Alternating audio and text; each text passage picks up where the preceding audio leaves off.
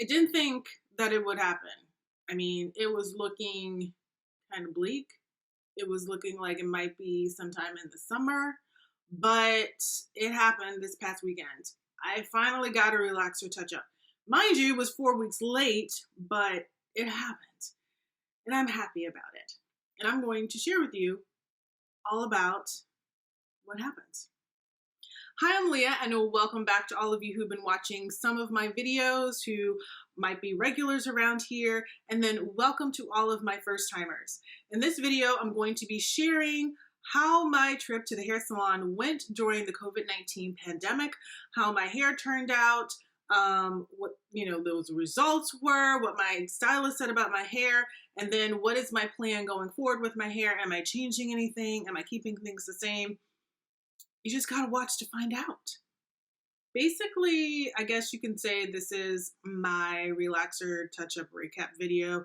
It's just 4 weeks late. So before I get into the actual appointment, let me go ahead and set the scene.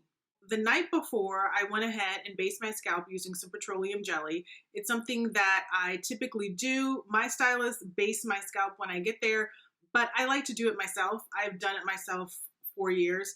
It's just like, for me, extra protection. I like to be in control of things, and because I'm not actually doing my hair, have someone else doing it, that's kind of one of the few things that I can actually really control myself. So I do it, and I do it the night before, so then that way I don't have like a lot of product sitting on my hair, because when I've done it the day of before, the stylist that I was going to that time noticed and got a little upset that I was doing it myself.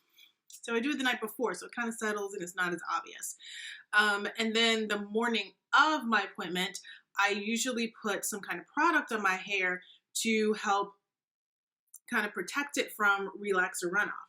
So this time around, instead of putting like a natural oil on my hair, I got the bright idea to take some of the petroleum jelly and mix it with a leave-in conditioner that I am trying to get rid of because it's not going to be part of my hair regimen. My hair doesn't hate it, but my hair doesn't love it. Like I said, it was a bright idea.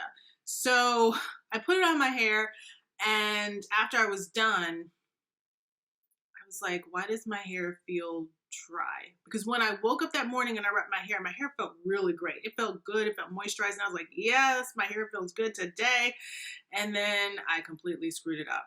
I was hoping that maybe it might like settle and into my hair and maybe make my hair not feel so dry. My hair felt better a couple hours later, which was when my appointment was, but it didn't feel like it did when I first woke up. So my additional prep for the salon visit was to like get myself ready for like the COVID part of this, meaning that I had to gather all my supplies and make sure I was like set up to be able to go to the salon under these new rules or regulations they have because of COVID-19.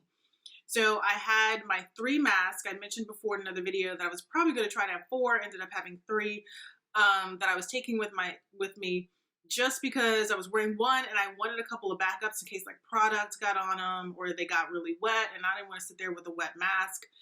It really does nothing for you when it's wet anyway. And I just wanted to make sure I was extra prepared. So I had 3 masks with me. Also, I put those in my pants pocket, and I also had my pants pocket, or pants pockets, because I used every single pocket I had in my jeans. I had my phone, my credit card and license, some keys, and some little like packs of hand wipes that I could use in case I needed to like wipe anything down. And I had all of that in my pants pockets because while my stylist didn't tell me that I shouldn't bring my purse in, I'd read from a lot of other stylists that I follow on social media that they were requiring their clients to come in with just the basics: their mask, keys, payment, and phone. Like, they didn't want to bring in any extra bags or any of that kind of stuff. So I figured if others are requiring it, I might as well follow that as well. You can never be too safe, right? Okay, now let's get to the actual appointment, the salon visit. So I arrived at the salon and I called my stylist to see if I could come in. I was told that I needed to call or text her to confirm that it was okay for me to do so. And she said, come right on in. And I noticed right away things that were different. So my stylist is in a salon loft, which is basically kind of like a shopping center for salons where you have a bunch of different stylists, whether it's hair, whether it's nails, all in one place. But they have like their own kind of like little rooms that are basically like their mini little salons where they have their bowl and their chair and their dryers. Like they have it all encompassed there, but they're separated from everybody. And they have walls that go up pretty high. They just don't go all the way up to the ceiling, but they have walls. So it's like they're in their own rooms or their own little mini salons, like I said. But when I got in, I noticed right away that the chairs that they have out in the front where you can sit and wait for your stylist, or you can have people who came with you sit and wait, were turned to face the wall. So you couldn't sit in them. They had a sign on each chair saying that you could not sit there. If you did not have an appointment, you needed to leave. And if you did have an appointment, you need to make sure that your stylist had cleared you to come in. Then as I'm walking down the hall to my stylist's room or salon, I pass some others because she's towards the back. And I noticed that basically it's a lot quieter in there than normal. There are people talking, but there's not a lot of like laughing and loud talking and everything. It's very more subdued. And then you also have where each of the little salons had the doors closed and they had their curtains pulled. So they're basically like cocooning themselves into their mini salons. When I got to my stylist place, when I got to my stylist's place, I went in. She immediately shut the door and closed her curtains and got to work. She was wearing a mask when I saw her, and then she started working on my hair.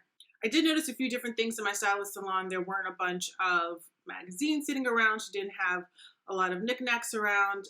It looked a lot more streamlined and minimal than before. She had an air purifier going. I don't know how much it helps with the coronavirus, but probably can't hurt too much. And then she also told me that she had recently been tested and she was free and clear. So that was also making me feel pretty good. So then after I sat in the chair, she immediately started basing my scalp. She put the relaxer on my hair. Typically we leave it on for about 20 minutes. She then started to about 18 minutes in getting me ready to rinse out. And I was like, what is going on? I'm usually, processing for 20 minutes straight. So I was a little confused, but she started to rinse me out and she told me that my hair was getting straighter quicker than normal. She said my hair was processing quicker than it normally did. So she was like, to keep the texture the same between the hair that had been relaxed previously and this hair, she was like, I need to rinse you out quicker and sooner than normal. So I ended up getting rinsed out about like a minute or so early.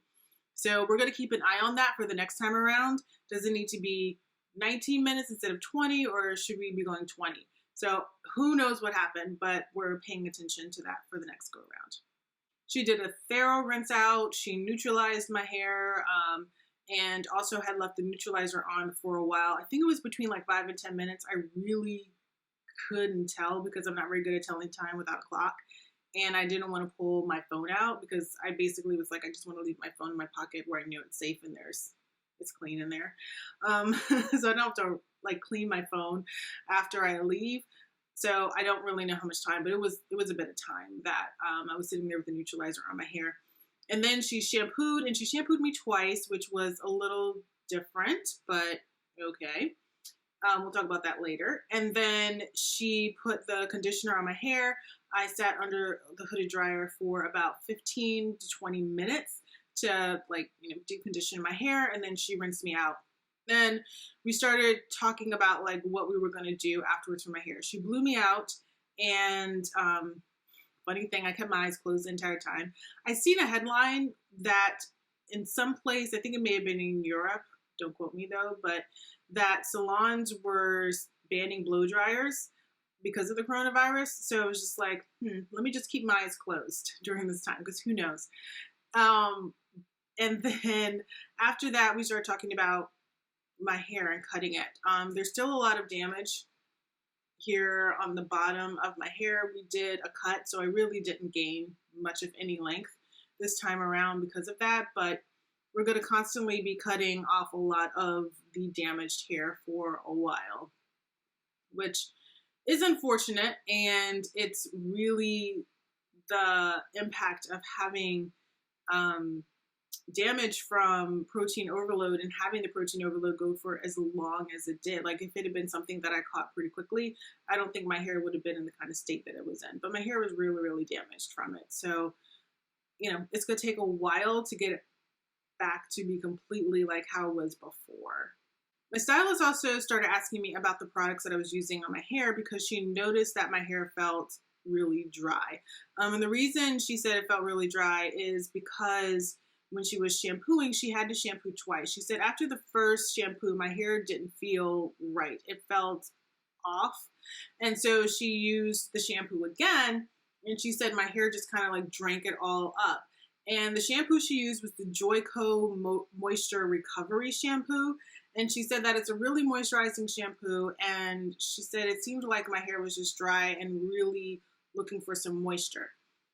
I can kind of buy that, but I don't think my hair is as dry as she thought it was. So here's why I say that. I think my hair was dry in the moment, but I don't think my hair is dry all the time as she was insinuating. And the reason is I've been doing a pretty good job of moisturizing and sealing my hair. I kind of have a pretty good idea of when my hair is moisturized and when it's not. Plus, I know that I have put that product mix on my hair, the petroleum jelly and the leave-in conditioner, and I could tell there was a change in my hair in terms of the hydration and the moisture after I did that.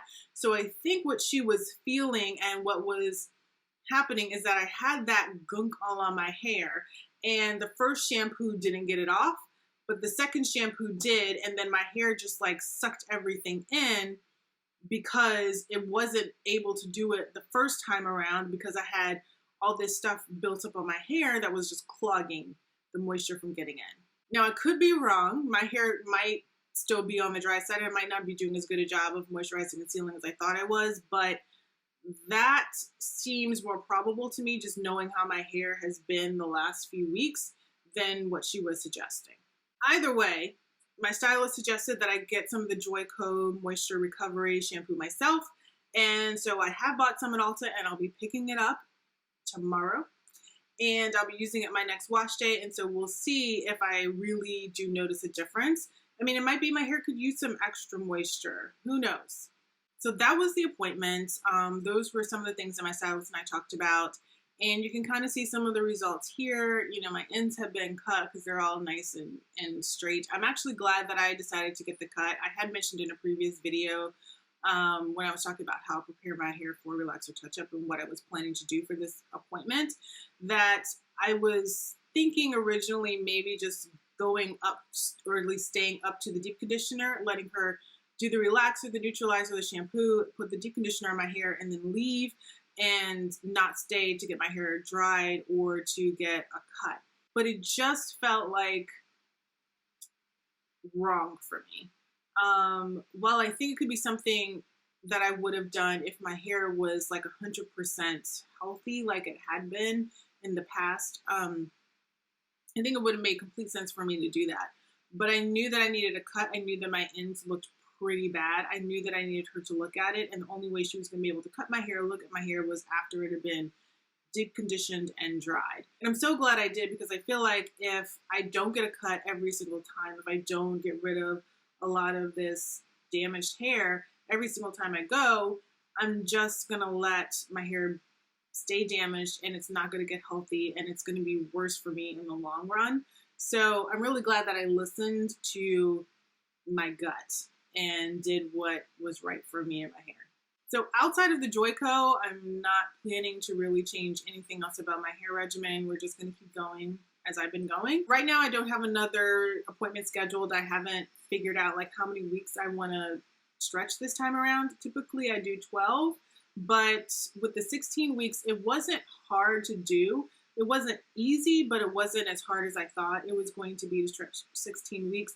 So, while I didn't enjoy it, I feel like my hair did okay. So maybe I might go 14 weeks instead of 12. I don't know. I'll have to decide and kind of play it by ear and see how things go. But I don't think I'm going to be changing much when it comes to my hair regimen outside of using the Joico at this point. All right, everyone. So that is it. That is how my appointment went during the COVID-19 pandemic. These are the results with my hair. And I've shared with you kind of what I'm planning to do going forward. If you've been to the salon yourself, whether it's to get your hair done, your nails done, your eyebrows done, or whatever, I would love to hear what your experience was. What were some of the things that your stylist told you in terms of preparing to go? What were some of the things that you did? How did you feel? Did you feel like safe when you were there or not? I would like to hear about your experience. And if you like this video, please go ahead and give it a thumbs up. Also, don't forget to subscribe to my channel.